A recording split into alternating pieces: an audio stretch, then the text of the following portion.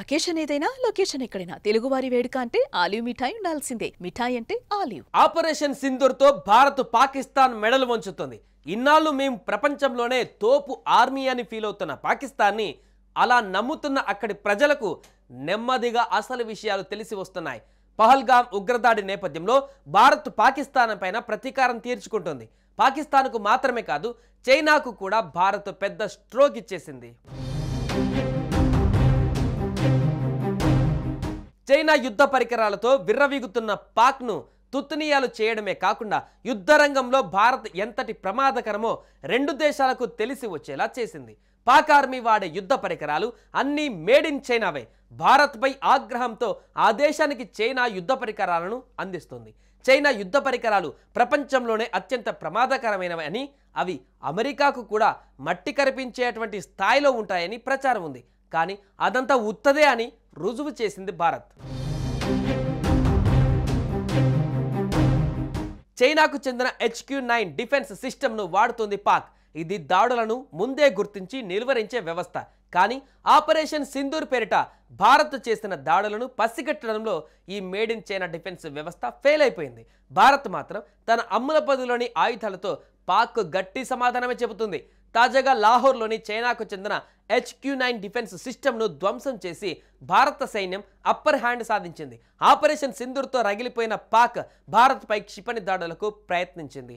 ఈ దాడులను నిర్వీర్యం చేస్తూ పాక్ ప్రయత్నాలకు చెక్ పెట్టింది. అయితే మన దగ్గర ఉన్నది చైనా సరుకు కాదు, Russian made S-400 air defence system. China రాడర్లు పాకిస్తాన్ను మరోసారి దెబ్బ కొట్టాయి. ఆపరేషన్ సింధూర్లో భాగంగా భారత్ చేపట్టిన వైమానిక దాడులను గుర్తించడంలో చైనా రాడర్లు ఫెయిల్ అయ్యాయి. భారత త్రివిధ దళాలు రంగంలోకి దిగి దాడులు చేయడంతో పాక్ డిఫెన్స్ సిస్టమ్ బద్దలైపోయింది.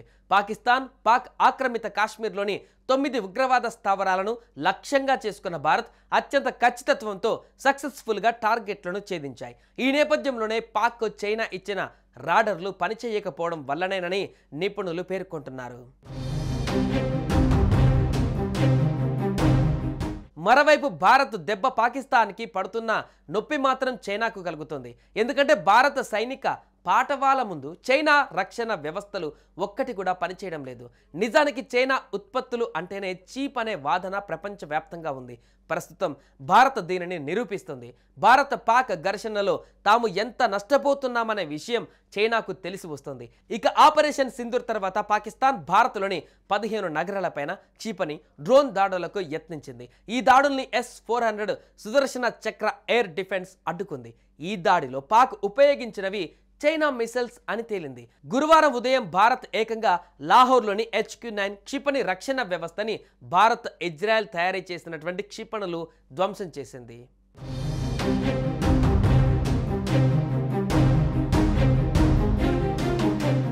సుమన్ టీవీలో మీ పర్సనల్ అండ్ బిజినెస్ ప్రమోషన్స్ కోసం కింది నెంబర్కి కాంటాక్ట్ చేయండి.